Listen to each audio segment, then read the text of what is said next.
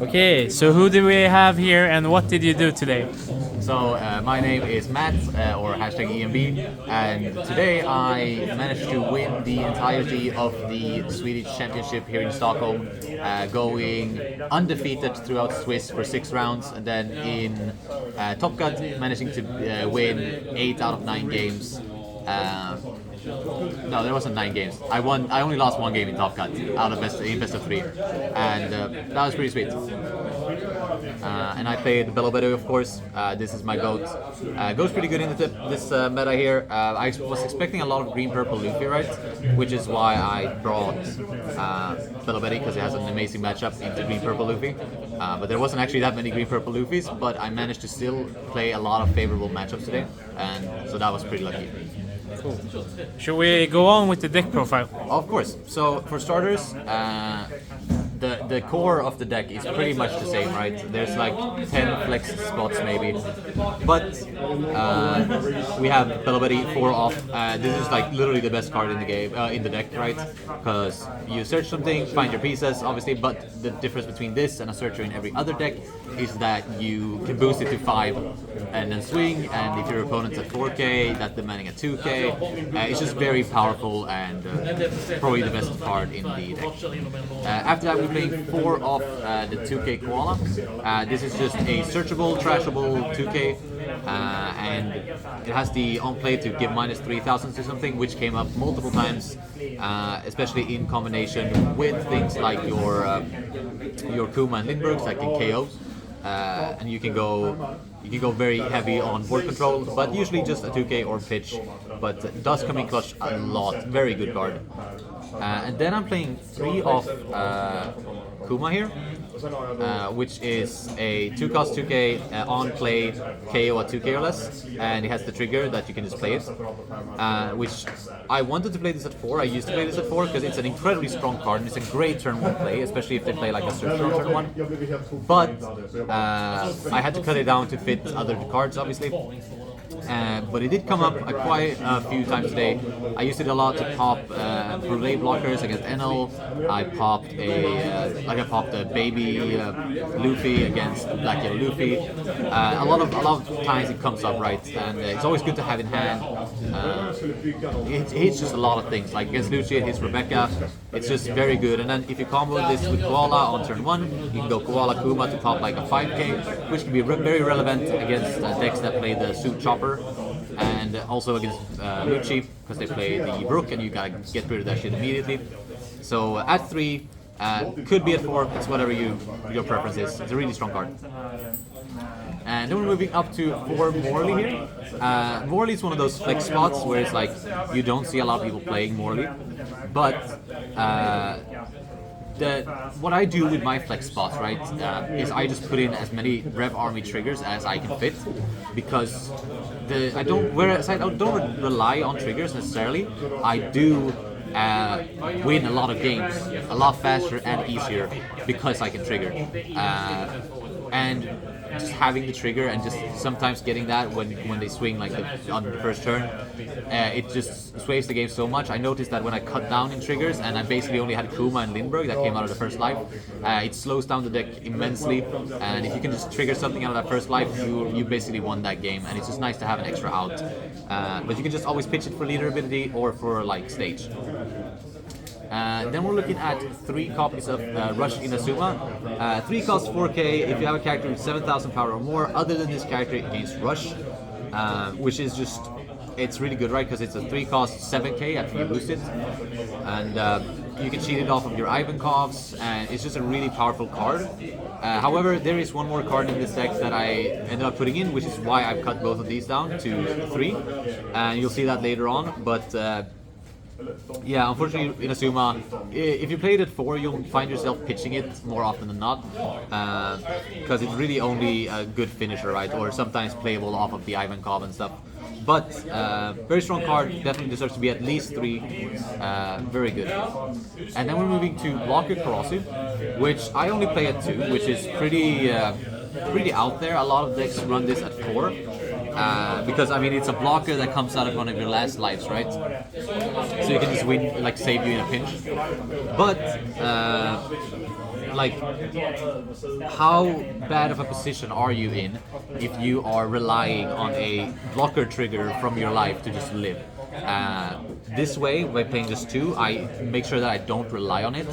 And if I had 4, I'd be like, oh yeah, or maybe he has lethal, but I probably just get a Karasu in life. This way, I don't have to worry about that, and I still have the option to play it and search for it if I need it. And you can combo it with 7-cost Sabo as well for really powerful plays. But I can just set up my hand, and 2 is enough, especially if you find your stage. You can search them out when you need them. Still a great card, but can't find space for more than 2, unfortunately. Then we're going into more of our core cards here. 4 copies of Lindbergh, absolutely goated card. Trigger, trash a card, play this, and then when attacking, if it has 7,000 power or more, you can KO at 3 KO less.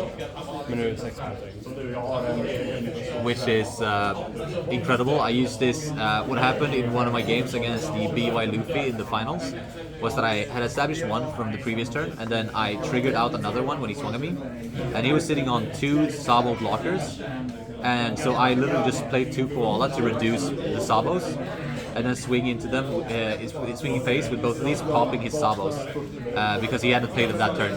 They were from a previous turn. And this is great dealing with blockers, and also just allowing you to go board and control that a little more with a reducer. Then we're looking at 4 copies of Karasu. I mean, this is just a great card. I wouldn't say it's the absolute GOAT and the most broken card in the game, like people keep saying. If I were to cut any of the core cards, I'd cut Karasu. But it is a great card, cheatable off of the Ivankovs, and just applies that little bit of extra pressure that can sometimes win you a game. Then we're moving on to 4-cost Ivankov. 4-cost Ivankov is just a insane card, right? You want to see this on curve going second every time. So you have to run this at 4, and you have to make sure you find it. This is one of those cards that you mulligan for, right? Because on 4 Dawn you can just cheat out another 4-cost, and from there you're kind of good because you're applying so much pressure. And the fact that it's activate main once per turn means that they have to answer it immediately if they don't want me to go uber wide. Which, the funny thing, right, is if you go turn 1 Betty, turn 2 Ivankov, and then cheat out the Karasu, since people always think that Karasu is the most broken card in the game, they will always remove the Karasu when they can, leaving your Ivankov off to cheat out more characters and just giving you extra value. So definitely don't sleep on Ivankov, one of the best cards in the deck, if not the best card. After that we have 1 copy of 2K Kuma, and you might think that is super strange, because it is. This is usually run at 3 or 4 if you're looking at competitive lists, as you generally run 7 to 8 2Ks. And I do run 7 2Ks, but it's filled up with these promo Sabo here, which is just a really good anti-starve choice that came up more than you'd think, especially because I had top cut against Enel, so I had to play 3 games against Enel, and just having this to anti-starve is just so good. And so yeah, these are my 3, and then 4 2Ks here, so 7. If I had another Sabo, I would have definitely played that over this Kuma. Kuma didn't come up once today, but Sabo, on the other hand, came up a bunch of times, so definitely play 3 Sabo, 4 Koala, and if you want even more 2Ks, then 4 Sabos. After that, we have 5-cost Ivankov. This is just your key piece, especially going first. I didn't have to go first that many times today, but the times that I did always have this on curve, because if you need to mulligan for it, and then you need to search for it, right? If you don't have this on 5 going second, and you're forced to play this instead, you're going so much down in hand size that it becomes incredibly awkward, because now you're playing this and you're pitching a card and you're cheating something out, you're going -3 in hand. Just to go wide.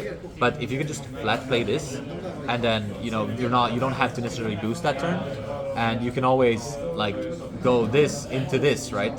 Which I did a couple times, which is incredibly powerful, especially going first when you are on your weaker curve. Then we have 2 copies of 6-cost Koala. I do believe that the correct math here is to run 6 copies total of the 5-cost Ivankov and 6-cost Koala. However, whichever you want to run it, it's possible to do 4 Koalas and 2 Ivankovs. It's what I used to run. But I opted for a little bit less, since there are a lot of matchups where Koala isn't going to be that strong, and you need to be able to spam out things consistently. And against, especially against something like Lucci, you can't just play back-to-back Koala because you're dead. So you have to make sure you have a couple of 5-cost Ivory cards ready for that. And this is the split that I like running. And then this is one that people freak out a bunch of. This is 7-cost Sabo. I run 4 copies of this. Unfortunately, I didn't think I played it once today. So it really wasn't in that good of a spot, right? Usually this card sees a lot of play, but it's very situational, right? And so you might not play it.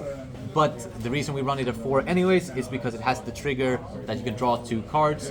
And in a deck like this that goes very far down in hand size, drawing 2 can be like an instant win, right? Like if they swing at this and you trigger this first life or even last life, like just being able to save lethal with a draw 2 trigger is incredibly strong.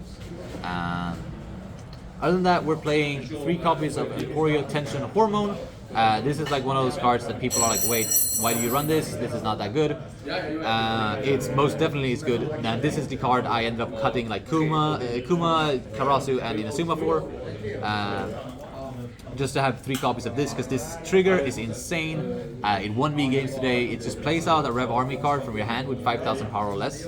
So you can go into like a Lindbergh, Cross, or Ivankov, whatever you have in hand. And it has definitely playability. It actually won me one of the games in Top Cut against that Enel. Because I had to pass with 8 Dawn up because I didn't want to swing at his face because I wouldn't have had lethal anyways. And so I just passed with 8 active Dawn after swinging with leader. And he didn't see this coming, so I played this for 3, cheated out the Karasu, and then he didn't have lethal, and I now have lethal because now I have like 5 characters on board and just a bunch of pressure.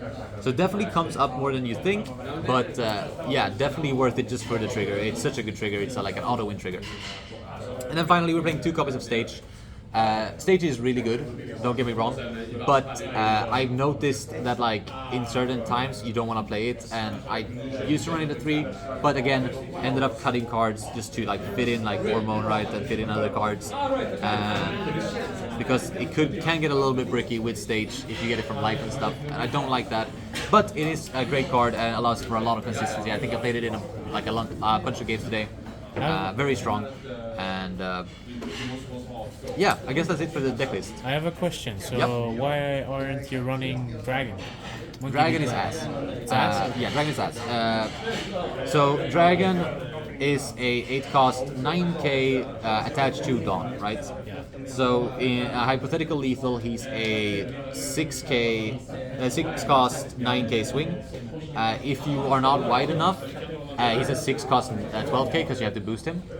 But in like every other situation, like the math is just better with Inazuma because you're spending 3 Dawn for a 7k swing, and you can cheat this out of the Ivan cost. So when I push for lethal, I just prefer Inazuma over Dragon, and Dragon is just a brick, right? In every other situation, and he's very situational when you have to play him. I think he is better when you have a full board of things that you can boost and then drop him for 8. But the problem with Dragon is he's so damn like predictable, right? If you're leaving 8 Dawn up, then you know Dragon's coming, and then they can play accordingly. Whereas like I'd rather attach Dawn elsewhere. 8 Dawn investment is just too tall.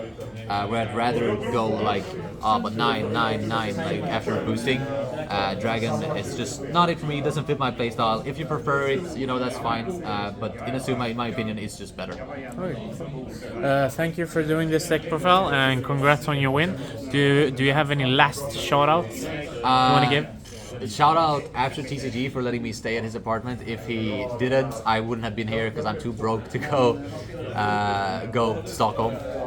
So shout out that guy, and then shout out my own YouTube channel. #EMB. Go subscribe.